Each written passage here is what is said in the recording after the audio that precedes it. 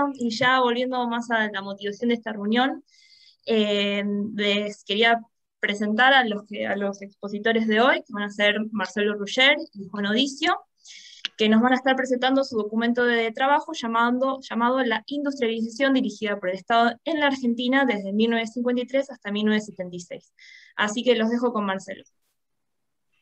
Hola, ¿qué tal? ¿Cómo están? Buenas tardes. Bueno, les cuento entonces un poquito el origen de este trabajo. Es un capítulo, en realidad, parte de un libro mayor, de una obra más grande, de un trabajo colectivo sobre la industria argentina. El título de ese libro se llama La industria argentina en la encrucijada de su tercer siglo, una historia multidisciplinar, o al menos esa es la pretensión de tener un enfoque multidisciplinar, transdisciplinar, que en parte, digamos, se va a reflejar en los capítulos y se va a reflejar en la presentación que hoy vamos a hacer con Juan.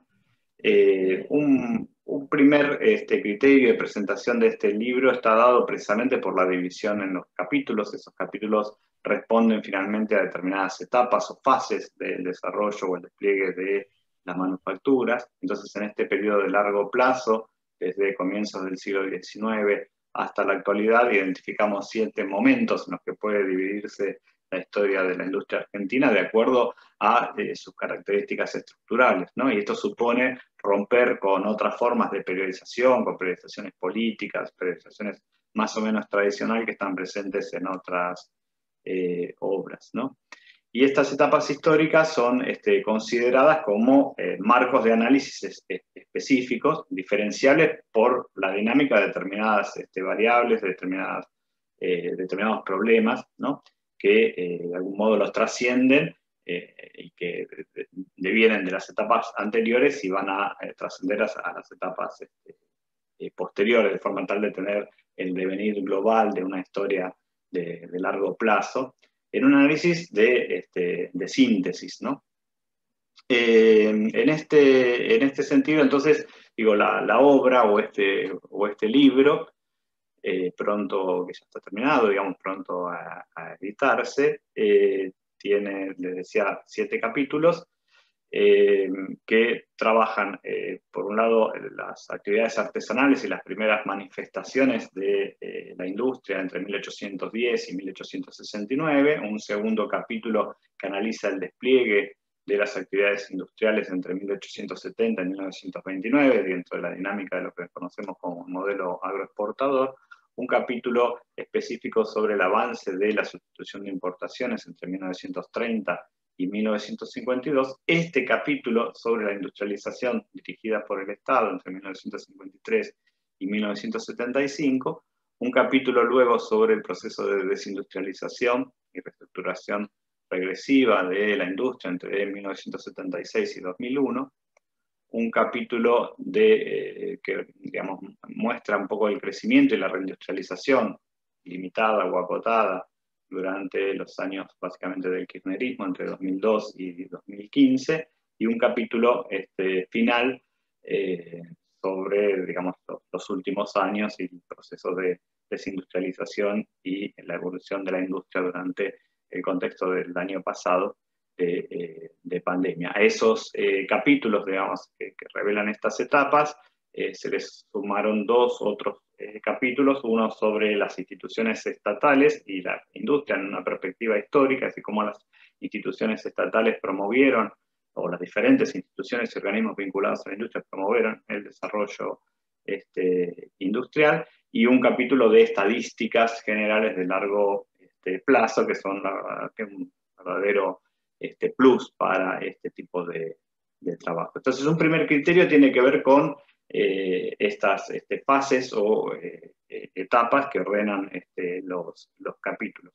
El segundo criterio que está atrás está dado por las interpretaciones y por los debates de los procesos acaecidos en cada una de esas etapas, precisamente, ¿no? Esto indicaría una serie de ideas, fuerzas o preguntas que ordenan los capítulos o el análisis de cada capítulo. En el caso de este capítulo específico que escribimos con Juan, en gran medida esas ideas están vinculadas al carácter de maduración o de agotamiento, según cómo se mire, de la industria en este periodo. Y luego hay un tercer criterio, que es un poco el abordaje general de la obra, que tiene que ver con las dimensiones de análisis de la industria, digamos, o lo que analizamos en el contexto de la industria. Hay también, digamos, un primer análisis más general del contexto internacional, digamos, ¿no? Para analizar la configuración mundial que atraviesa de un modo fundamental a lo que sucede en la industria argentina, pero luego, digamos, el periodo es cruzado transversalmente por diferentes ejes o dimensiones. En primer lugar, la dinámica general del sector, digamos, la participación del sector en el conjunto de la economía nacional, la tasa de crecimiento, la estructura del Producto Bruto industrial, la localización espacial, la distribución regional, etc. Un segundo elemento, digamos, o una segunda dimensión, podría considerarse microeconómica, donde prestamos especial atención a las características específicas de las empresas industriales, al tamaño de la firma, a la existencia de grupos económicos, a cómo incorporan tecnología, a cómo desarrollan determinadas estrategias en determinados mercados, etc. Una tercera dimensión aborda los aspectos sociopolíticos vinculados a la industrialización. Básicamente, digamos, ahí es mirar a los empresarios y a los trabajadores industriales, a sus corporaciones, sus intereses y su demanda frente al sector público. Y finalmente, el último eje de análisis, o la última perspectiva de abordaje, se centra en las ideas y en el análisis de las políticas industriales. No solo las políticas industriales específicas, sino los efectos también de las políticas económicas sobre la industria. Estas cuatro dimensiones obviamente se encuentran entrelazadas en el análisis y se jerarquizan en cada una de las etapas de acuerdo a la relevancia en la explicación de los procesos históricos específicos que marcan ese periodo o esa fase de la industrialización tal como nosotros la definimos. Así que ahora lo dejo a Juan para que comience a comentar un poco los primeros ejes de este periodo vinculados a el crecimiento, digamos, o el análisis más macro y el análisis más micro de este periodo. Bien, gracias Marcelo. Hola, buenas tardes a todos y todas. La idea de la exposición es que yo presente esos dos primeros ejes que venía comentando Marcelo recién y luego le devuelvo la palabra. Bien, entonces para comenzar respecto a la dinámica del crecimiento con la visión más macro de lo que sucede durante este periodo del 53 al 76, en primer lugar lo que hay que señalar es que las condiciones de crecimiento de la economía argentina quedaron determinadas por la dinámica de un ciclo que va a estar centrado fundamentalmente en la profundización de la estrategia de industrialización que se ha denominado, se conoce, lo podemos llamar como la segunda etapa compleja o difícil de la sustitución de importaciones y que va a estar motorizada por las nuevas industrias básicas que van a ir surgiendo dentro del sector manufacturero nacional, fundamentalmente a partir de la llegada o la llamada al capital extranjero a partir de 1953 durante el segundo gobierno peronista y que marca un poco el inicio de nuestro trabajo. Ahora, estos cambios que se van a ir dando de la mano de las nuevas empresas vinculadas a las inversiones extranjeras,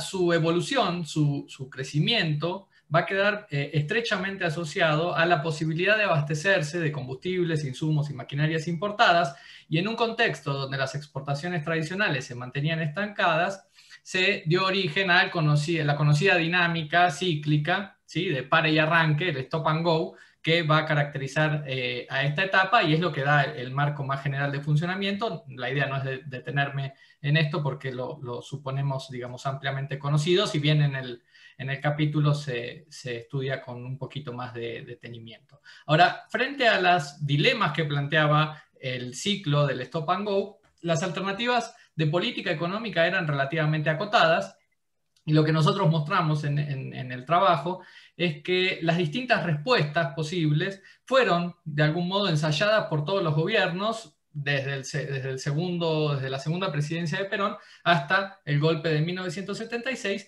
siempre remarcando que todas las definiciones, todas las estrategias, todos los intentos por superar esas limitaciones con una visión estratégica de más largo plazo se vieron muy dificultadas hasta obturadas por la inestabilidad política que también es característica de estos años, ¿no?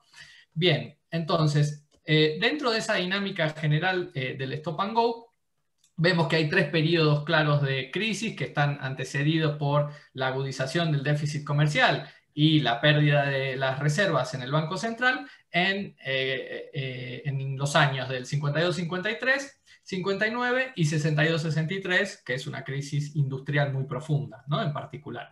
Ahora, la revitalización de la producción agropecuaria a partir de los años 60, que era la principal fuente de divisas y que llevaba muchos años oscilando, estancadas en torno a los $1.000 millones anuales, ¿sí? Y esto empieza a revertirse, empieza a superarse a principios de los años 60, va a permitir tanto, por un lado, acelerar el ritmo del crecimiento global del producto, como, por otro lado, atenuar esa dinámica de el Stop and Go al ampliar la disponibilidad de divisas, ¿sí? Esto permitió, en particular, que en el decenio que va de 1964 a 1974, la tasa de crecimiento global de la economía argentina se ubicara por encima del 4% promedio anual. La de la industria estuvo casi en el 6%, 5.9% en promedio, aunque claramente caracterizados por una fuerte inestabilidad.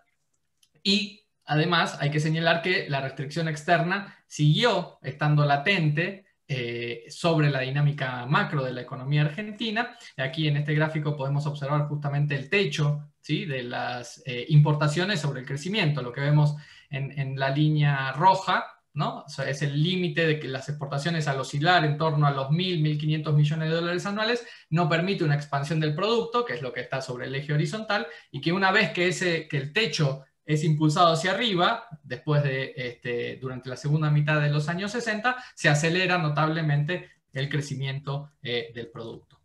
Y esto va a estar vinculado a que más allá del crecimiento del sector rural, que mencionaba recién, el sector industrial es el que se va a transformar en el más dinámico de la economía nacional y su principal fuente de empleo y riqueza, ¿sí? El proceso de industrialización va a alcanzar su pico máximo en 1974, cuando, por ejemplo, en pesos del 2004, el producto por habitante llega a superar los 3.200 pesos en pesos constantes del 2004, en un valor que había más que duplicado el punto de inicio, ¿sí?, el de 1953. Así lo que podemos ver es que mientras la producción agropecuaria se había expandido de una manera importante, es decir, entre 1950 y 1975, el valor agregado por el sector agropecuario crece un 80%, el del sector industrial se había triplicado, ¿sí? Tanto es así que hacia el final del periodo, hacia 1975, el sector industrial aporta, en términos gruesos, 1/3 del producto total.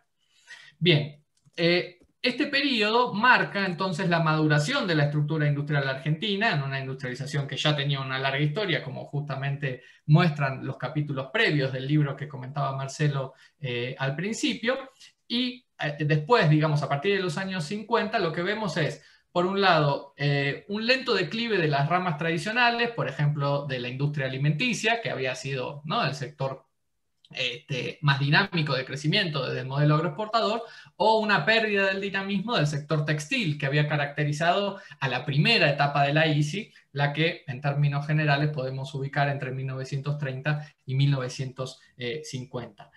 En contraposición son las ramas más modernas, más dinámicas, las que van a ganar preponderancia, Y de acuerdo a las estimaciones de los censos industriales, lo que podemos decir es que entre 1953 y 1973, como ustedes ven en el gráfico en la pantalla, el grupo de sectores dinámicos pasa en grandes números de generar el 30 al 50% del valor de la producción industrial, mientras las ramas vegetativas pierden esos 20 puntos, ¿sí?, al caer del 65 al 45% del total.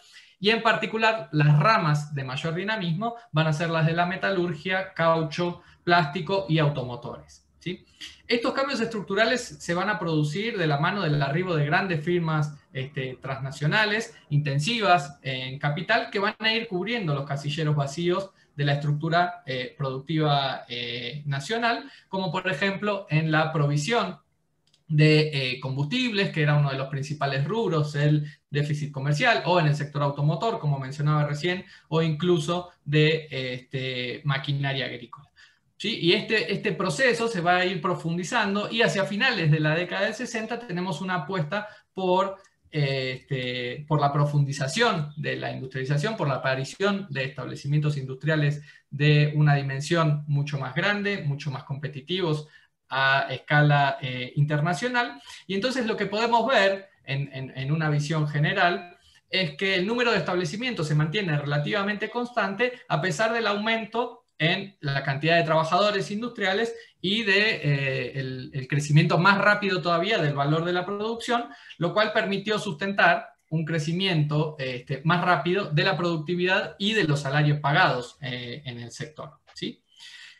Bien, una de las características de esta maduración, de esta creciente complejización de la estructura industrial argentina se va a manifestar a través de la composición de su canasta de exportaciones, y en el cual las exportaciones no tradicionales, como se las denominaba en las estadísticas de la época, pasan de valores prácticamente insignificantes a principios de los 60 a representar un cuarto del total exportado hacia el final de nuestro periodo, hacia 1975, y con lo cual contribuyeron a limitar las limitaciones del frente externo.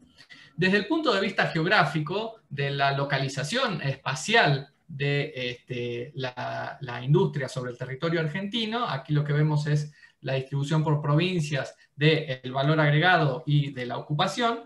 Lo que observamos es la pérdida de importancia que venía también del periodo previo de la ciudad de Buenos Aires como polo de la producción industrial, y la mayor importancia, la mayor preeminencia que va a ir tomando sobre todo el conurbano de la ciudad, en particular la localización se va a dirigir hacia el acceso norte y sus ramales, perdiendo una participación relativa los partidos tradicionales de la industrialización que venía del siglo XIX, que eran los partidos ubicados hacia el sur de la ciudad.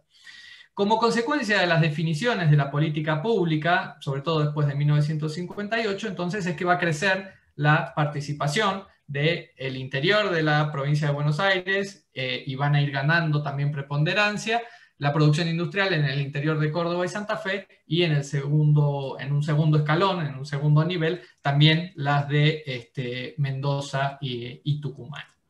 Pasando al segundo eje de análisis, referido al desempeño macroeconómico por sectores o por firmas durante este periodo, lo que observamos es que al momento, o con el golpe contra Perón en 1955, y los años que siguieron, los lustros que condujeron o que orientaron la política económica en lo sucesivo, vieron una relativa retracción de la intervención estatal. ¿Sí? Había sido muy cuestionado la ampliación de funciones que venía desde los años previos, y hubo que esperar hasta la presidencia de Onganía para ver una revitalización del papel jugado por las empresas públicas o por el Estado empresario, en este concepto que Marcelo ha propuesto hace algunos años en su libro justamente sobre el Estado empresario, para entender las múltiples funciones, las múltiples mecanismos de intervención, tanto directa o indirecta, que el Estado va a desplegar sobre el sector industrial en estos años. Un ejemplo, una muestra de esa revitalización, de ese cambio que se da en particular después de 1967, es la sanción, por ejemplo, de una nueva forma legal a la cual se podían atener las empresas públicas, que va a ser el de sociedades anónimas de mayoría de capital estatal, que permitió reorganizar y buscar una mayor eficiencia en su funcionamiento de varias empresas estatales que venían desde los años previos. El Estado va a participar de manera muy importante a través del capital de en el capital de las empresas privadas. Podemos pensar tres mecanismos principales. Por un lado, la compra de acciones, en el cual hay dos instituciones que van a tener un papel muy destacado, que son el Banco Industrial de la República Argentina, luego Banade y la Caja Nacional de Ahorro Postal, que desde la época peronista lo que procuraban era canalizar el ahorro de la población hacia la inversión en acciones de la bolsa, ¿sí?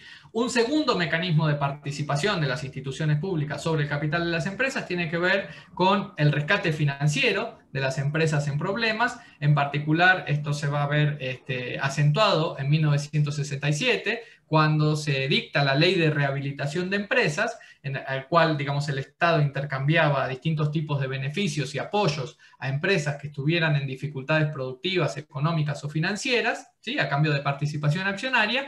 Pero como los problemas no se logran solucionar, en muchos casos, esas acciones permiten que el Estado termine tomando el control efectivo de esas empresas antes privadas. Y el tercer mecanismo tiene que ver con el papel más típico de la promoción industrial, lo que podemos pensar como el accionar del Estado promotor, que dentro de las múltiples medidas de fomento de la industrialización más pesada, más compleja, que como les vengo diciendo, va a caracterizar este periodo, va a contar con los aportes de capital para ayudar a financiar la inversión inicial en muchos de estos emprendimientos que aparecen fundamentalmente a partir de finales de los años 60, ¿sí? Por otro lado, específicamente sobre las empresas públicas, pasando a la segunda, digamos, dimensión, esta primera se refería a la participación accionaria en empresas privadas, la segunda dimensión que corresponde atender tiene que ver con las empresas públicas propiamente dichas, ¿sí? Si nos ubicamos en la segunda mitad de los años 70, lo que vemos es que dentro de las 100 empresas industriales más grandes del país, el Estado controla 13 empresas, que representan más del 30% de la facturación total y el 7% del producto. En ese conjunto de actividades, gracias a esas 13 empresas, dentro de las 100 más grandes, el Estado lidera las actividades como la refinación del petróleo, obviamente gracias al papel que juega YPF, a los frigoríficos, la producción de barcos, la industria petroquímica y la producción en bienes de consumo durable. También tiene una participación muy destacada, si bien no es el principal actor, dentro del sector siderúrgico y de la industria química, gracias a la participación de Somisa por un lado y fabricaciones militares por el otro. La demanda de este conjunto muy destacado de empresas estatales se dirigía principalmente hacia la rama metalmecánica, de equipos, de la química, etc., ¿sí? Y por el lado de la oferta, empresas como YPF, Somisa, fabricaciones militares, las petroquímicas estatales, etc., ofrecían insumos básicos a precios subsidiados al resto del entramado productivo, ¿sí?, a las firmas privadas. Estos mecanismos, la oferta y la demanda de las empresas públicas, sumadas a el funcionamiento de la obra pública, son los que constituyeron esta idea que Jorge Schwarzer llamaba el complejo estatal privado, ¿sí? Es decir, cómo las empresas estatales habían dirigido de alguna manera el impulso industrializador en la Argentina. Dentro de este conjunto de las empresas estatales, en particular, habría que detenerse, en todo caso, si quieren después en algo que Marcelo ha estudiado muy ampliamente, que hemos escrito algunas cosas, en las empresas del sector militar, en particular, que conforman una especie de núcleo duro del Estado empresario y que en algunos aspectos muy significativos le dieron la impronta al proceso de industrialización en Argentina. Los militares impulsaron en este periodo, digamos que estamos trabajando, de los años 50 hasta mediados de los años 70, impulsaron industrias en el sector siderúrgico, metalmecánico, químico, entre otros, dieron origen a actividades que no existían, conformaron verdaderos complejos productivos y a través de su propia actividad o articulándose en empresas mixtas con el capital privado, los militares buscaron tanto cubrir sus propias necesidades, ¿sí?, las de otras empresas estatales, las de otras empresas privadas actuantes en la industria argentina, y articularon una enorme red de proveedores y clientes que generó una demanda permanente para el desarrollo del sector industrial. Por eso nos interesa poner la lupa en este poderoso complejo militar industrial que tuvo sus características propias en la Argentina, que se transformó en una pieza fundamental con sus funciones de promoción y de surgimiento de nuevas actividades manufactureras, con el desarrollo de nueva infraestructura, a la capacitación profesional, incluso hacia la investigación científica aplicada a la producción industrial, que fueron definiendo entonces gran parte de los rasgos centrales de la industrialización en Argentina. Pasando al otro actor, ¿sí?, o a la otra parte de la dinámica micro de los cambios que se fueron dando al interior del sector industrial, podemos ubicar dentro de las empresas privadas al núcleo de empresas extranjeras que van a estar obviamente muy favorecidas a partir de las sanciones, de las leyes que favorecían su llegada en 1953 y en 1958. El resultado de esas leyes, simplemente para mencionarlo, es la ley del segundo gobierno peronista, la ley del 53, atrae a 14 empresas industriales en el sector de automóviles, en maquinaria agrícola y en la industria química. La segunda ley, que es la que tiene un peso muy importante y un impacto muy importante sobre la estructura económica y productiva de la industria, que es la frondicista. Las inversiones se concentraron por un lado en el sector petrolero, y dentro del sector industrial los tres sectores que más inversiones van a recibir es la industria química, el sector automotriz y la laminación del acero. Las inversiones extranjeras que llegan en estas dos oleadas se caracterizaron por la incorporación de tecnología más avanzada a la que entonces existía en el panorama, digamos, industrial de la Argentina, aunque no necesariamente se trataba de tecnología de frontera internacional, ¿sí?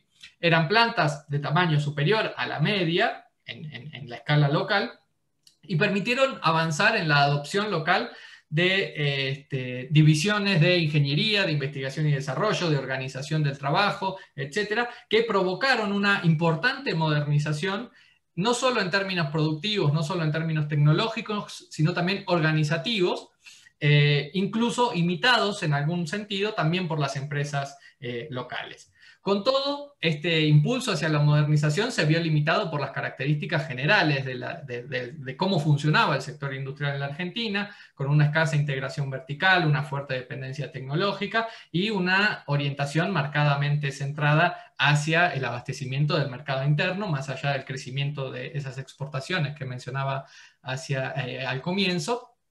El sector industrial continuó orientado fundamentalmente a vender hacia el mercado interno. Las empresas locales entonces se vieron subordinadas, perdieron importancia frente a este polo que estaba caracterizado por sectores industriales más modernos, de una alta concentración técnica, económica, sectorial y geográfica también, ¿sí?, como veíamos hace un momento.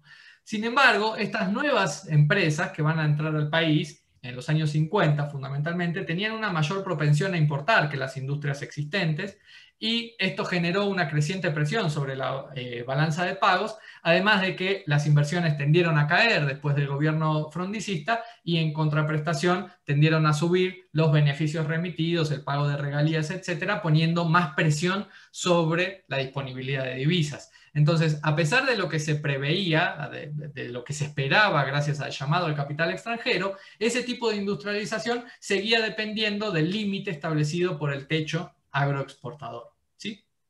Bien, pasando al sector de las industrias de capital nacional, podemos distinguir dos distintos sectores, digamos. Por un lado, las ramas más antiguas que intentan reconvertirse, que intentan adaptarse a las nuevas condiciones, a los nuevos sectores promovidos, como por ejemplo podemos mencionar el caso de Siam, ¿no?, que va a desarrollar una planta de fabricación de caños con costura cuando se impulse el desarrollo de gasoductos, oleoductos con SIAT, o la creación en la otra dimensión, digamos, en la aparición de nuevas empresas, de Siderca, impulsada por el italiano Agustino Rocca, y que va a llevar avanzando en este periodo la conformación de uno de los grupos industriales más importantes, como va a ser Techint, ¿no? Entonces, vinculados en muchos casos a el despliegue de las industrias modernas, ubicados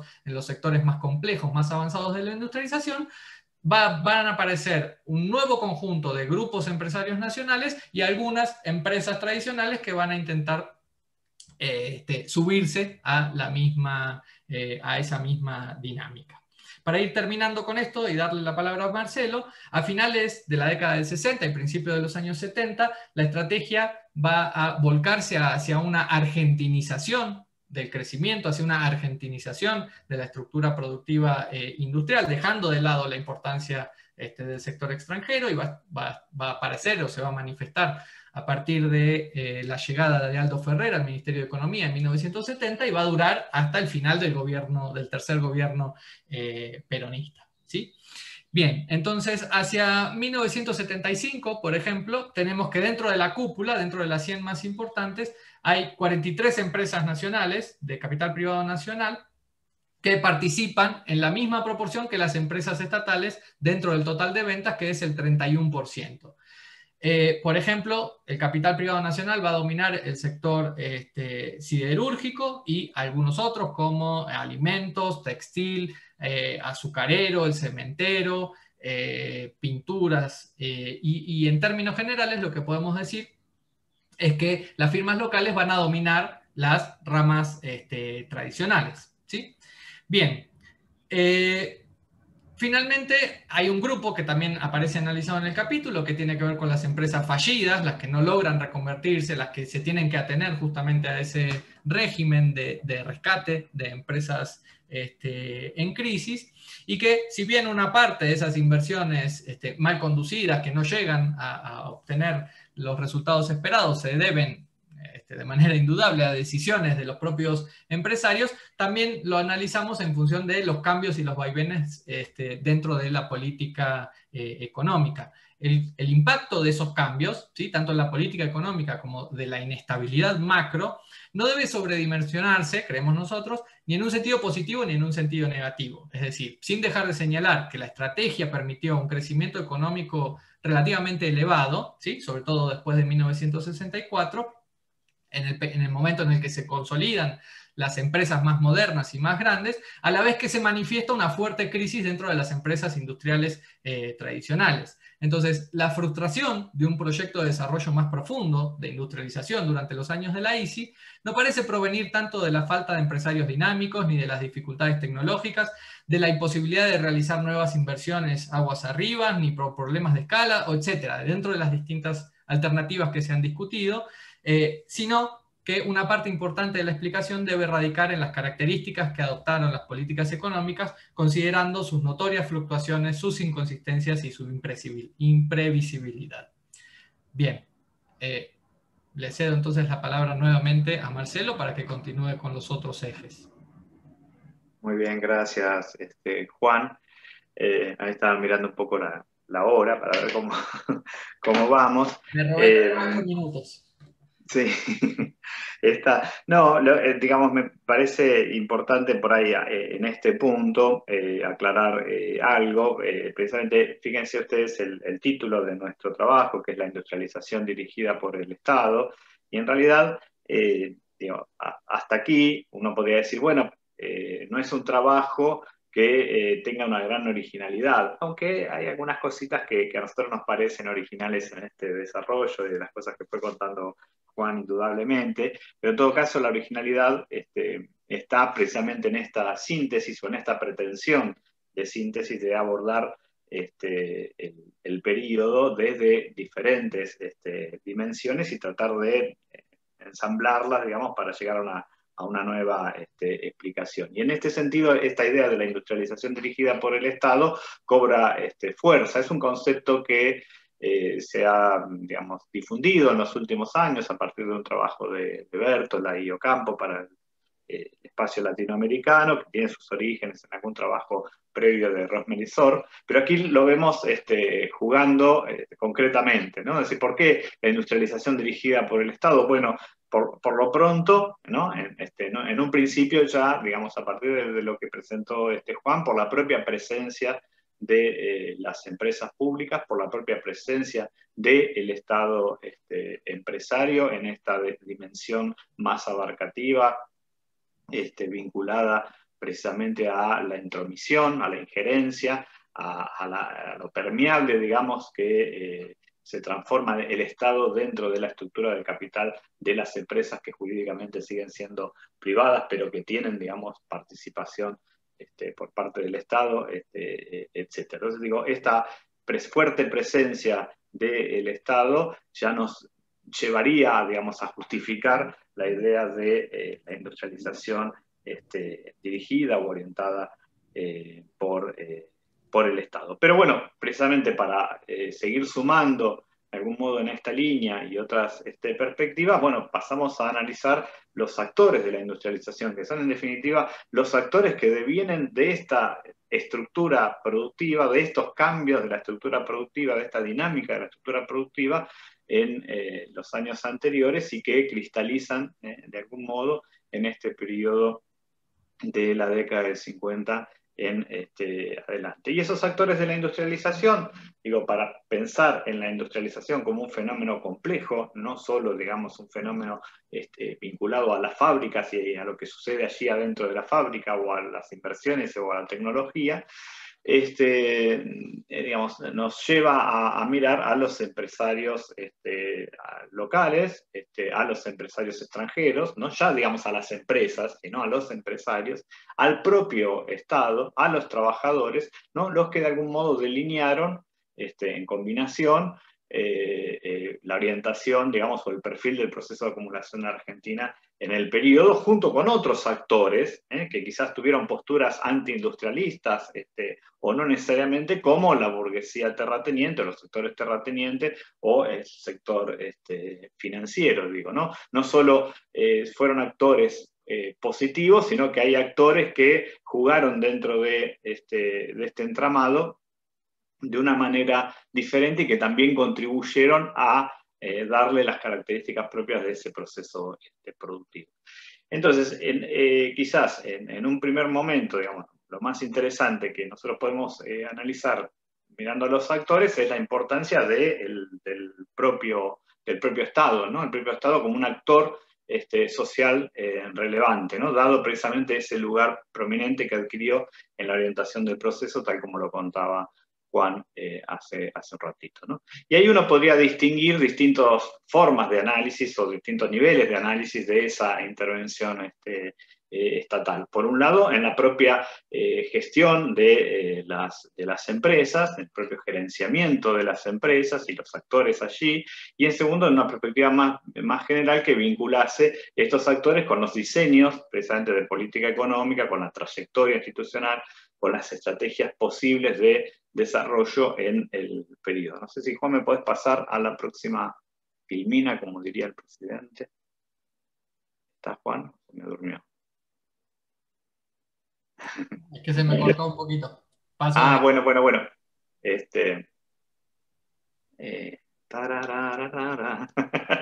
Sé unos trucos de magia. Bueno, no, digamos, entonces, mirando específicamente el Estado en esta perspectiva, digamos, que decía, o en una de estas perspectivas que tiene que ver con las modalidades propias de la gestión empresarial o las estructuras organizacionales, digamos, es mirar básicamente qué pasa con la burocracia estatal, ¿no? Y entonces lo que ahí advertimos, digamos, analizando algunos casos o presentando algunos ejemplos, es que en general las empresas públicas fueron muy afectadas por la dinámica política, ¿no? Que ya mencionó Juan, por la gran inestabilidad del periodo, por la dinámica política y la dinámica macroeconómica, pero la dinámica política en particular, de modo que los conductores de las empresas públicas que cambiaban de forma prácticamente constante, o cambiaban las definiciones más generales de la política económica y los objetivos, digamos, rectores de las propias empresas en las que actuaban, ¿no? Este es un gran dilema que de algún modo tuvo la gestión en las empresas estatales. Entonces estamos diciendo, las empresas estatales son muy importantes, ¿sí? Pero dentro de las empresas estatales los cuerpos gerenciales se ven modificados o condicionados por los cambios de la política en un plano más general y por cambios en las definiciones de políticas económicas. Por ejemplo, digamos que YPF importe insumos del exterior o no los importe, ¿no?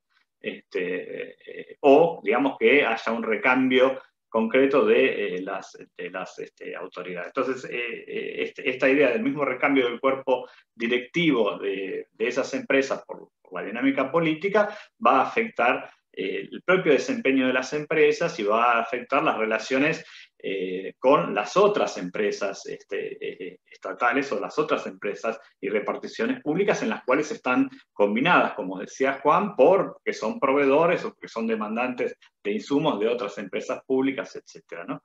Entonces, ahí tenemos como un gran eje, digamos, importante para analizar y para discernir respecto al desempeño de las empresas públicas. Tenemos información, creo que es un campo sobre el cual todavía hay mucho, pero mucho por trabajar una vez que se reposiciona o que hemos reposicionado el rol o la importancia, el papel de las empresas públicas dentro de la orientación más general de la industrialización o el sendero de industrialización de la Argentina. Es cierto que algunos de estos efectos tan negativos fueron atenuados por cierta lógica corporativa, por la permanencia de las gerencias, por la conformación de algunos reductos burocráticos virtuosos, por los equipos técnicos, etcétera, que tienen mayor permanencia o cierta estabilidad en el más largo plazo, en algunas dependencias,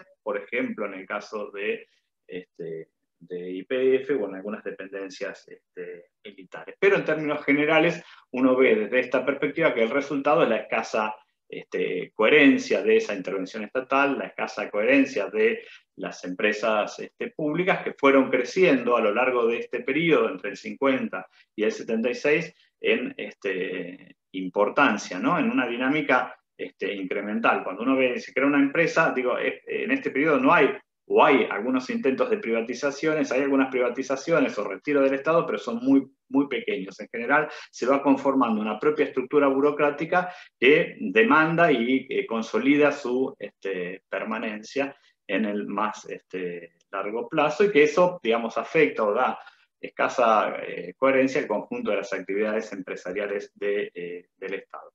Y el otro efecto, digamos, de esta dinámica propia de la intervención estatal y de las empresas públicas es que deja abierta la puerta para, digamos, las reacciones o las respuestas por parte de los actores privados, en la medida que esos desempeños son desempeños inciertos y que además conducen a una fuerte crítica o cuestionamiento de la legitimidad de esa intervención, ¿no?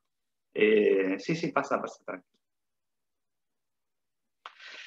Ahora bien, esto en un plano más general, cuando uno se mete un poquito más adentro de lo que pasa con ese actor, no es solo la burocracia estatal, no son las empresas, los empresarios del sector público, ¿no? Los técnicos o los gerentes de las empresas públicas, sino que hay allí, dentro de lo que Juan definió como el núcleo duro de la industrialización, que son las actividades empresariales llevadas adelante por los militares, ¿sí? Entonces uno advierte la importancia precisamente de los militares como empresarios dentro de estas empresas públicas, ¿no? Entonces, esto lo hemos desarrollado en algún otro lugar, digamos, pero los funcionarios militares controlan no solo las fábricas, digamos, tan importantes como, ¿sí?, en muchos momentos, como YPF, o como las fábricas, como Somisa, como Altos Hornos Zafra, o como las industrias vinculadas al sector petroquímico, es decir, empresas que son claves dentro del desarrollo industrial de la Argentina, no solo una fábrica de dependencia de organismos de defensa, sino también grandes empresas que son claves, digamos, para el despliegue del sector industrial. Y esta presencia de los militares se extiende durante todo el periodo, digamos, parece ser reforzada en los contextos en que precisamente la política está sujeta a la dinámica del sector militar, o sea, cuando los militares están en el poder, pero siempre, digamos, están de algún modo allí presentes. Obviamente, dentro de las empresas militares, siempre son militares los que están a cargo de esas empresas, ¿no? Entonces, en otros momentos son interventores o son directores, ¿sí?, de empresas públicas o de empresas que son privadas, pero donde el Estado participa en su capital accionario a través de estos mecanismos que también comentaba Juan. Entonces es posible, digamos, ¿no?, utilizando aquí una expresión que también utilizó Jorge Schwarzer, de hablar de verdaderos empresarios de uniforme, ¿no? Es decir, son empresarios muy, muy particulares, que tienen características, es un tipo de empresario especial que no llega a los directorios de las empresas por su actuación profesional, que es la militar, ¿sí? Tampoco llega a estas empresas por los derechos de propiedad, ¿no?, sino que llega precisamente a partir de este peso que tiene el sector militar, y se conforma una clase gerencial diferenciada, ¿no? Y se instalan además en las cámaras empresarias, decíamos, en los directorios de empresas privadas, en determinados organismos públicos vinculados a el sector industrial, etc. Ahora, esta clase gerencial particular y tan importante, que está a cargo de empresas tan importantes, tiene una relación, digo, no es la burguesía industrial, no son los empresarios privados, tiene una relación particular además con los otros empresarios, no son pares de esos otros empresarios, y tiene además una relación particular, una construcción particular en sus relaciones con el movimiento obrero. No es la misma relación que se establece entre el movimiento obrero o entre, digamos, una independencia específica del movimiento obrero con los empresarios privados, que los que tienen con los militares, más cuando los militares están precisamente en el poder. Esto, digo, no está tan estudiado, pero hay algunos trabajos que empiezan a indagar respecto a estas relaciones y a estos comportamientos específicos de los militares como empresarios, como por ejemplo el trabajo de Julia Azul sobre SOMISA. Si querés pasarme un poquitito más, pues ya estamos medio como con el tiempo. Bueno, y respecto a los empresarios privados, bueno, algunas características ya planteó Juan cuando los analizó desde el punto de vista de su importancia microeconómica, digamos, como dueños de empresas, pero, digamos, en esta lógica, en gran medida terminan siendo moldeados por esta dinámica propia de la intervención estatal, y en algún momento directamente creados por la intervención estatal. Es decir, el Estado se propone, a partir de las políticas públicas, a partir de definiciones de políticas, crear una burguesía nacional, es decir, crear empresarios nacionales para apoyar las propias estrategias de desarrollo y de algún modo también para enfrentar a los empresarios extranjeros, o por, digamos, que se advierte la fuerte presencia del capital, me está volviendo loco este hombre, el capital extranjero. Estábamos en los empresarios privados, creo que son dos filminas previas ahí. Entonces, no, todavía no. Déjame un ratito más acá.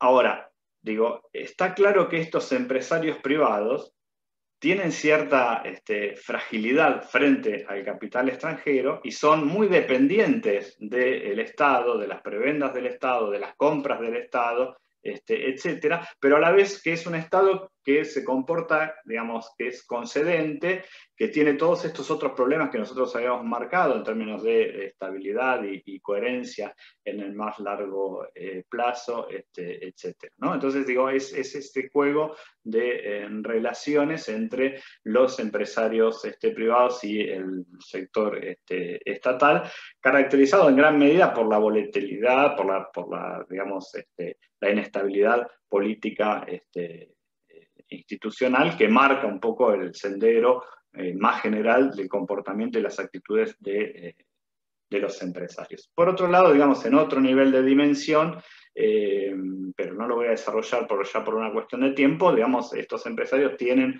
formas de gerenciamiento, así como analizamos el gerenciamiento de las empresas públicas, formas de gerenciamiento más o menos tradicionales, y son muy reacios a modernizarse en ese plano, salvo algunos muy pocos casos de grandes empresas que apuestan a un gerenciamiento profesional y a modernizarse en ese plano. Esto tiene además sus vínculos respecto a, o sus relaciones respecto a los derechos de propiedad de estas empresas, de la renuencia a abrir sus capitales a la bolsa y perder el control, pero esto está vinculado a su vez a la dinámica y las características propias del mercado de capitales, etc. Y después otro eje que nosotros analizamos, pero que no lo voy a desarrollar, tiene que ver con las corporaciones de estos empresarios y la conformación, precisamente para el momento en que nosotros abrimos esta etapa hacia la década del 50 de la Confederación General Económica, y digamos a quienes agrupan, y sus posicionamientos y demandas y sus vínculos con la CGT por políticas más nacionalistas, sus preocupaciones también por los incrementos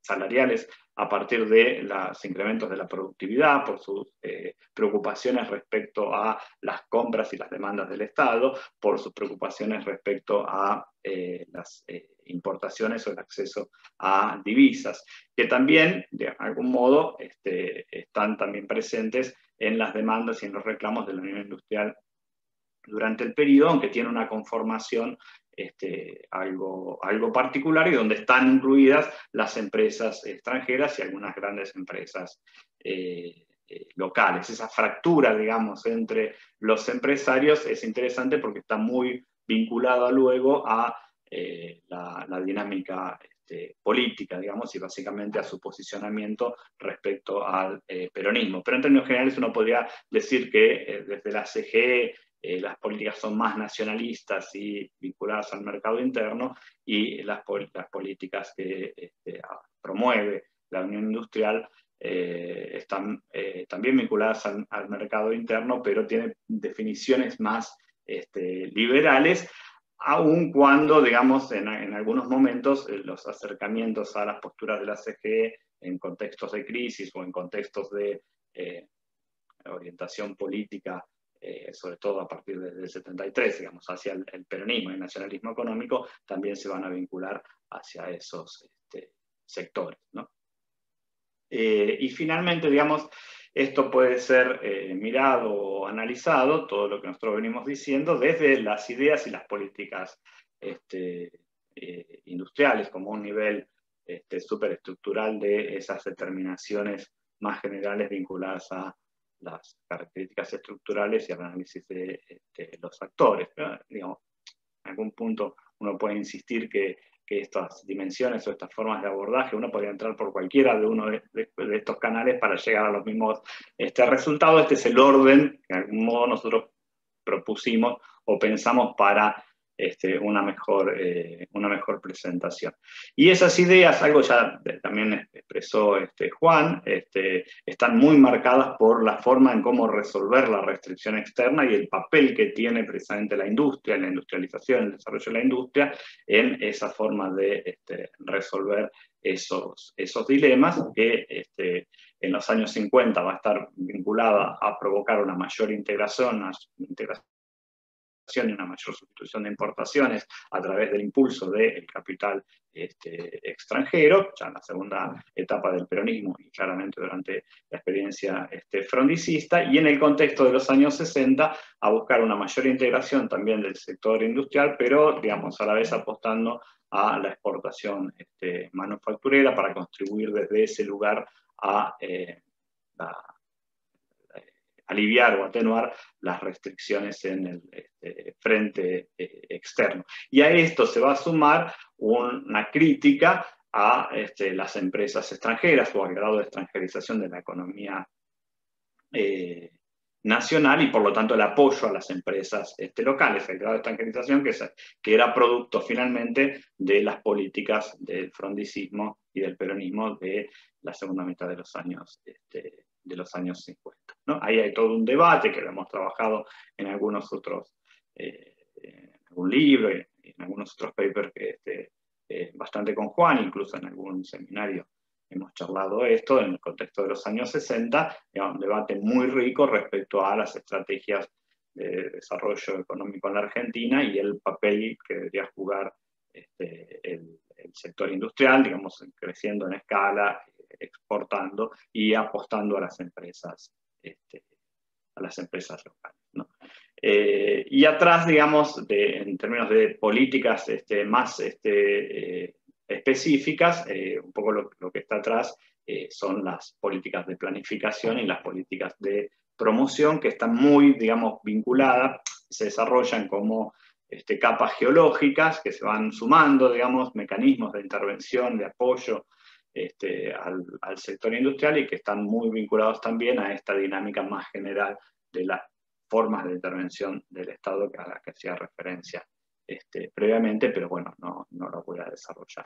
Para finalizar entonces un poquito este análisis de la política económica, bueno, digamos, lo que uno ve como síntesis es que existe una enorme dificultad por parte del Estado para conducir la política económica en el periodo, para cumplir, digamos, con sus planes y también para lograr legitimar sus políticas, ¿no? Generando los apoyos sectoriales a través de un proceso político percibido como legítimo, digamos, esta etapa coincide precisamente con todo el conflicto político vinculado a la exclusión del peronismo, al menos hasta 1973. ¿no? Entonces es evidente que allí el Estado tuvo muchos problemas para lograr asumir y tener el control de ese proceso, donde la economía, por esta dinámica cíclica, etcétera, estuvo cada vez más dominada por cuestiones de corto plazo, ¿no? En las que precisamente pesa ese clima político y social. Entonces, volver a insistir un poco con esta idea de que la Argentina tiene una gran inestabilidad institucional, y esa inestabilidad o incertidumbre institucional se acompaña de una inestabilidad macroeconómica derivada precisamente de estos problemas estructurales de la economía, que como dijo Juan, se intentaban resolver con diseños de largo plazo más o menos similares durante todo el periodo. El problema es que cada vez que aparecía una situación de estrangulamiento externo, la respuesta eran respuestas más bien ortodoxas, de modificación cambiaria, de restricción de la oferta, etc. Y eso reposicionaba a otros actores, no precisamente los industriales, sino a los actores como el sector terrateniente, para equilibrar nuevamente las cuentas externas, etc. Entonces, de algún modo, toda la política de promoción, las políticas industriales, quedaban sujetas o definidas o afectadas por esa dinámica cíclica de corto plazo que en definitiva terminaba condicionando el horizonte de posibilidades para alcanzar un desarrollo más estable y profundo en un más largo plazo. Bueno, no sé si querés hablar vos, Juan, un poquito de las conclusiones. Bueno, simplemente... Yo te acompaño. Simplemente un poco como resumen y para plantear algunas de las cuestiones que se derivan de estos 4 ejes que les estuvimos presentando, desde un punto de vista más macro, podemos pensar en una dinámica en 2 momentos, ¿sí? O una evolución macroeconómica bien diferente en el periodo, digamos, los primeros 10 años que nosotros trabajamos, del 53 al 63, que es un momento donde el crecimiento se ve mucho más limitado por la restricción externa, y un segundo momento, sobre todo desde el 64 al 74, donde gracias a los cambios estructurales asociados a la perforación, digamos, del techo de las exportaciones primarias, el avance de la sustitución de importaciones hacia los insumos industriales, los bienes de capital, etcétera, los combustibles, y la aparición hacia el final del periodo de una limitada, pero no por eso desdeñable, sustitución de exportaciones, es decir, la complementación de las exportaciones tradicionales de manufacturas de origen agropecuario por productos industriales con otras características, permitieron entonces atenuar justamente esas limitaciones, y por lo cual podríamos pensar, como para discutirlo un poco también colectivamente, que se pasa de un stop and go fuerte, donde las limitaciones en la disponibilidad de divisas se manifiesta en caídas del producto, a una stop and go más debilitado, ¿sí? Gracias a esos cambios estructurales en los cuales no hay crisis, es decir, el producto no decrece, pero sí se frena en algunos momentos que quizá me lo pasé al presentarlo al comienzo, pero si uno mira 1966 o los primeros años de la década del 70, la tasa de crecimiento sí disminuye, aunque sin hacerse negativa, ¿no? Entonces, la restricción externa está latente, pero de alguna manera aparentemente se va corriendo, ¿no? En relación a, bueno, no voy a detenerme demasiado porque Marcelo lo acaba de exponer con mucho detalle respecto a las limitaciones que tuvo la política económica para actuar con una visión de largo plazo, con coherencia, con el mantenimiento de las herramientas, de los instrumentos, de los objetivos, etcétera.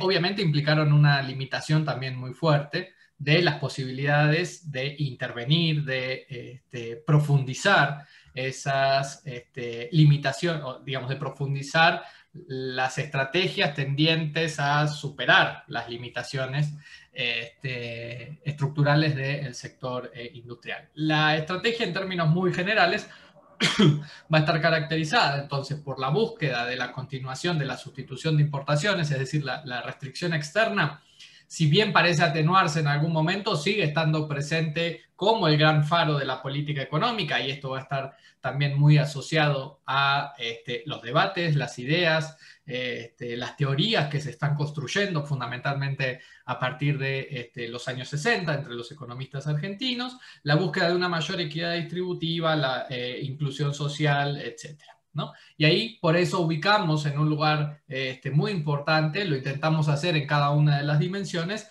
el papel que juega el Estado, y un poco para complementar, para discutir, para matizar este concepto que ahora está un poco de moda, en reemplazo del concepto, digamos, tradicional para el periodo, que era la industrialización sustitutiva de importaciones. Hoy se suele hablar más bien de la industrialización dirigida por el Estado, ¿no? Entonces, el Estado, como hemos visto o como hemos intentado mostrarles, es tanto problema como solución, ¿sí? En esta dinámica que no es lineal, ¿no?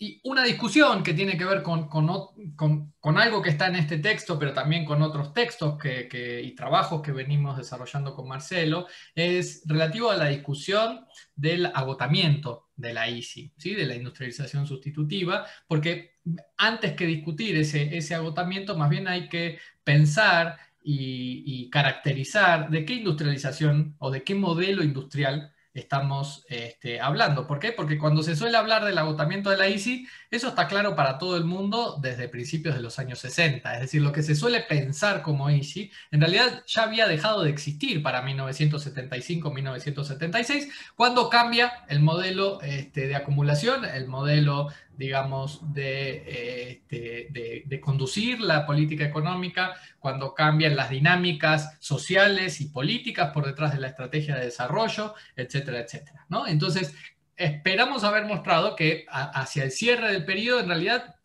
tenemos una ICI que no es...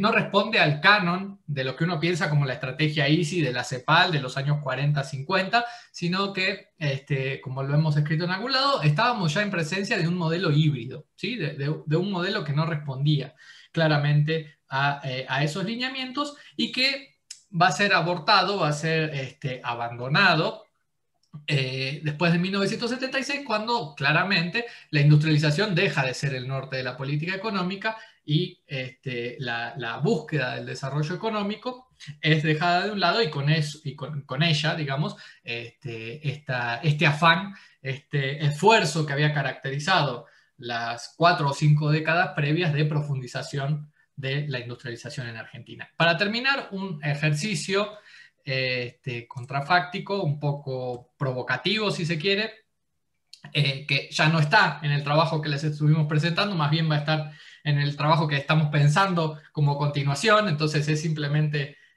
como para soltar ahí una idea para discutirlo y ver qué se dispara a partir de esto.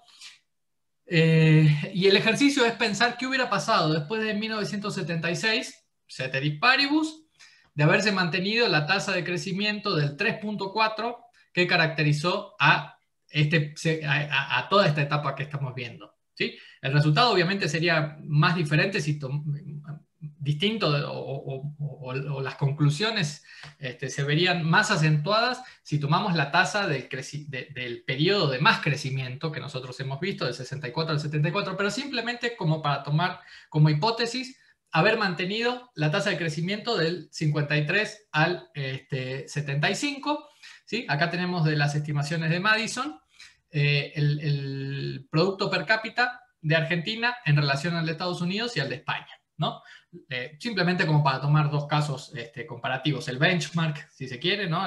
Contra el cual el nivel más alto de Estados Unidos y un país, digamos, de la periferia europea, que si vemos, obviamente hemos tenido un rezago, está del lado derecho de su pantalla, hemos tenido un rezago a partir del 75.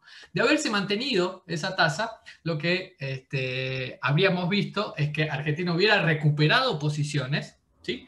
Dentro de esa comparación con los Estados Unidos, sin llegar al nivel, digamos, promedio vigente durante los años del modelo agroexportador, pero relativamente cercano a él. Y lo mismo en relación a España, ¿no? Que es un país que, gracias a la integración europea, etcétera, aceleró mucho su tasa de crecimiento a partir de los años 60 en adelante, pero hoy el producto por habitante en Argentina, en vez de ser el 50% del producto en dólares constantes del 2011 que en España, estaría en torno a un 40% por encima. ¿Sí? Simplemente como para movilizar un poco a esta discusión acerca del agotamiento, de las características de la ICI y sobre todo poner un poco la lupa sobre el resultado que trajo para la economía nacional el haber abandonado un poco esas búsquedas orientadas que estaban plagadas de problemas de todo tipo, pero que de todas maneras habían permitido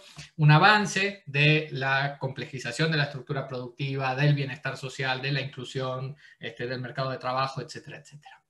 Bien, con esto doy por concluida mi participación. Bueno, muchas gracias Juan, muchas gracias Marcelo, muy interesante y relevante.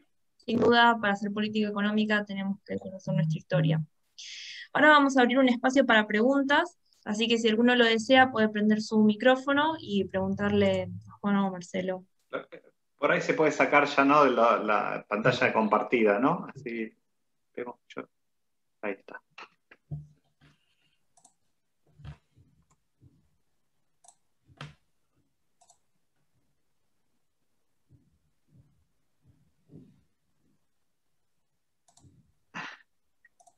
Bueno, no sé si nadie tiene ninguna pregunta. Yo tengo una En ese pregunta caso. para Juan. Bueno, No, No, yo no. tengo una pregunta para los expositores. ¿Puede ser? dale, sí, te ¿Se escuchamos. escucha bien? Sí. Sí. Bueno, nada, bueno, felicitarlos. Estuvo muy buena la exposición, muy clara, muy didáctica. Quería pedirles un comentario con respecto a todo este desarrollo de ideas de este periodo, porque tengo entendido que muchas de estas ideas fueron formuladas por especialistas, técnicos, pero muchos de ellos también con experiencia empresaria o militares a cargo de alguna de estas empresas públicas o técnicos que hicieron una larga carrera en el Estado, también de empresas públicas, ¿sí? Entonces, ¿qué peso les parece que tuvo o dar una opinión con respecto a la difusión de ideas y estas experiencias previas por parte de estos intelectuales, técnicos, expertos? Porque también hay como todo un desarrollo que valora negativamente estos años a partir de una crisis de intereses corporativos, o una tensión de los intereses corporativos como de alguna manera como un impedimento, ¿no? Y ver qué hay atrás. Yo quería hacer una pequeña intervención, si se me permite. Dale, perfecto. Bueno, ¿qué tal? Los saludo y les agradezco la presentación, muy interesante. No creo que carezca de originalidad, todo lo contrario, muy, muy bien organizado y mucho dato de interés. Y sobre todo para reflexionar. No tengo una pregunta, sino una reflexión, digamos, lo cual es un poco odioso en estos casos, pero bueno, voy a tratar de ser breve. Hay un meme sobre eso, ¿viste? Hay un meme con el Con barco con en el el canal. preguntador que habla de él. No, quiero contarles un poco la historia de mi vida, sí. Bueno, Para eso ya tenés tu programa de radio, Pablo. sí, ya tengo una hora para paviar, así que vamos al punto. No, desde la cuestión más agregada, ¿no? Digamos, creo que es interesante este adjetivo de agotamiento, ¿no? Que sugiere la idea de, bueno, inevitabilidad, o sea, que en algún momento eso se iba a acabar. Y uno, bueno, trata de pensar, digamos, pues, por dónde pueden estar esos problemas. Y bueno, cuando uno habla de las cuestiones microeconómicas, empresariales y qué sé yo, la verdad es que no encuentra un conjunto de circunstancias de agotamiento, de inevitabilidades. ¿Con esto qué quiero decir? Quiero decir que, digo, no porque el comportamiento empresarial tenga determinadas características, o porque el comportamiento del Estado tenga determinadas características, o porque digamos, la eficiencia de las empresas tenga determinadas características, el proceso se va a agotar inevitablemente. En todo caso, lo que te genera ese tipo de situaciones son problemas que podés enfrentar y que eventualmente podés resolver o no, digamos, algunos, digamos, más drásticamente, otros menos. Pero un poco en el espíritu de Albert Hirschman, que hace poco, digamos, un poco uno retomó, pues salió un libro, reeditaron un libro, qué sé yo, y lo que te decía Hirschman respecto al desarrollo económico es ¿cómo vas a crear oportunidades o circunstancias de desarrollo económico si no generás algo antes, ¿no? Y si no generás problemas? O sea, y la verdad que si el desarrollo económico es solucionar problemas, si el problema no sabes cuál es, no sabes cómo resolverlo. Y de alguna manera yo creo que la ICI trajo eso, que es, digamos, un conjunto de problemas que al principio, digamos, parecían funcionar pese a todo, y que se fueron acumulando, por supuesto, pero que no, lejos de mostrar una inevitabilidad en su agotamiento por la forma en que se encararon, lo que este, podría haber permitido es empezar a solucionar. Ahora, entonces, por el lado de la cuestión empresarial, la eficiencia, que yo no la veo. Y me parece que el candidato número uno para la causa del verdadero agotamiento podría más tener que ver en estas circunstancias con los procesos de globalización, que eso sí vinieron medio inevitables, digamos, a partir de los 70, y en donde un modelo que por esencia quería una economía cerrada y que había generado una economía que se había cerrado cada vez más, llegaba a un coeficiente de apertura, yo creo que estaba entre el 10 y 15%, o sea, eran números realmente sorprendentes para una economía. que no era tan grande como para ser autosuficiente tampoco. Y entonces, yo creo que ahí sí uno encuentra, digamos, en circunstancias internacionales alguna razón más creíble para este supuesto agotamiento. Las razones micro, en cambio, me parecen más difíciles de sostener y me parece que están rodeadas, como bien ustedes dijeron, por motivaciones, digamos, políticas y de otra índole que creo que hay que considerar. Bueno, era eso. Gracias. Sí, bueno, sí, yo tomo algún aspecto de lo que planteás, en todo caso, Juan, podría después intervenir con lo que les surja.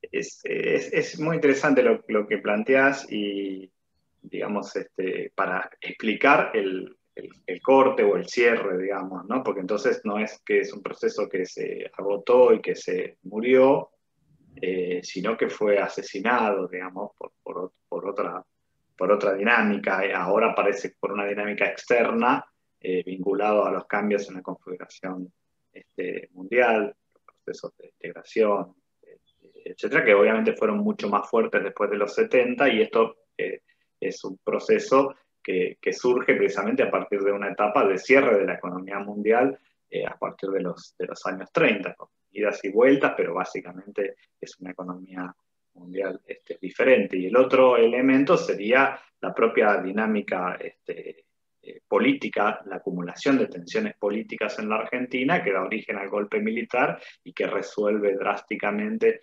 esas relaciones y rompe con la estructura de relaciones, con el empate social, etcétera, etcétera.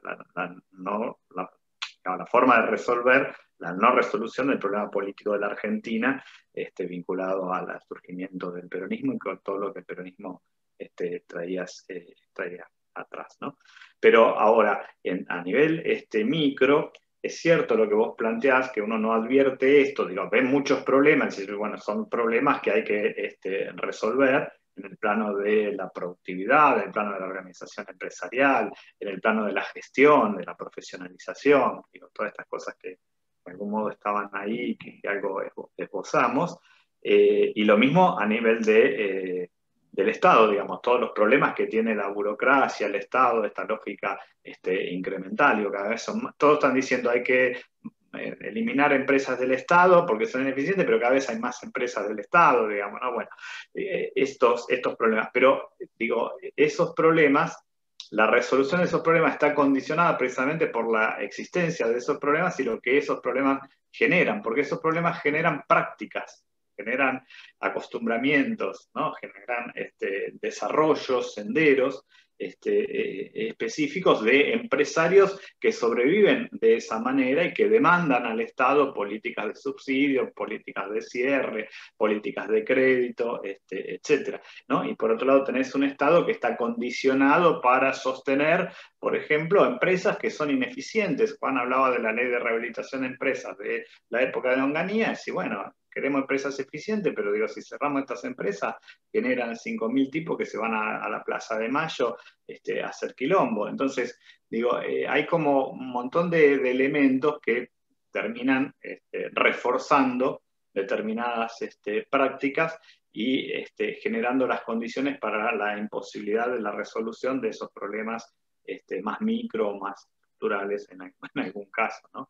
Entonces digo, es cierto lo que planteás, pero digo, eso deviene en relaciones sociales, deviene en relaciones políticas que luego son muy difíciles de desandar. La forma de resolución de todos esos problemas es la dictadura militar, es una resolución política que digamos, que no es tan crítica de la industrialización, sino más crítica de, decíamos por allí en un trabajo con Juan, de la intervención estatal o de las modalidades de intervención estatal asociadas a esos procesos de industrialización. Me parece que por ahí hay como una línea para explorar a partir de lo que vos decís.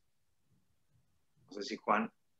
No, simplemente para agregar alguna cosa, gracias por el comentario, Pablo. Esto que está señalando, incluso, digamos, los problemas del sendero autarquista, era bien tenido en cuenta en los años 60. De hecho, Marcelo me corregirá, pero si no recuerdo mal, es en el 65 que Ferrer dice, la economía argentina es la más cerrada del mundo después de la Unión Soviética. Y eso es insostenible. O sea, y eso está plenamente aceptado, ¿no? Entonces, claramente no, faltó en esta presentación, está puesto en el texto, pero digamos, tiene, bueno, estas 4 dimensiones, en realidad nos parecían tan complicadas como para tratar de resumirlas, que nos faltó la dimensión, digamos, que está primera, que es la dimensión internacional de cada periodo y que obviamente hay que tenerla en cuenta, ¿no? Porque nadie está diciendo de que tengamos que volver a la ICI de los años 50 porque sería imposible, porque en el mundo no es el mismo, la Argentina no es el mismo, etcétera, etcétera. Yo creo, digamos, en realidad un poco la idea y la discusión de cómo lo estamos pensando tiene que ver con esta herencia, si se quiere, respecto a que esas posiciones liberales que mencionábamos un poco en función de la pregunta de Camilo, ¿no? La visión de Aciel, digamos, más negativa respecto a las ineficiencias en términos de inflación, de restricción externa, de déficit fiscal permanente, etcétera, que se construye desde los años 40 por lo menos en adelante, después se transforma de alguna manera en la visión hegemónica respecto del proceso de la ICI. Pero esto es en los años 80. El tema es que si uno se coloca justamente en los problemas y en las discusiones de los años 60 y primeros 70, eso no necesariamente era cierto, ni necesariamente, y me parece que esto es lo más, por ahí lo más interesante para pensarlo, no necesariamente era la única salida hacia adelante, como decía Marcelo, ¿no? Es decir, la dictadura implicó darle una respuesta a esas tensiones acumuladas, políticas y económicas también, ¿no? La cuestión es, no necesariamente tendría que haber sido esa, digamos, no es que en el 75 era obligatorio o en el 76 o el 2 de abril, digamos, del 76 haber abandonado ese programa de industrialización. Desde ya no podremos saber qué habría pasado. Lo cierto es que esa visión un tanto esquemática y superficial omite muchos de los rasgos fundamentales del último periodo de la segunda etapa de la industrialización sustitutiva. Creo que un poco hacia eso era, o hacia eso apuntaba, digamos, cuando hablaba de las conclusiones en el PowerPoint, desde ya que es un tema para seguirlo discutiendo, ¿no? Bárbaro. Bueno, ¿alguien tiene alguna otra pregunta? No sé si tienes algo para responder. No sé quién había hecho la última pregunta. ¿Era Juan? Pablo, perdón, Pablo.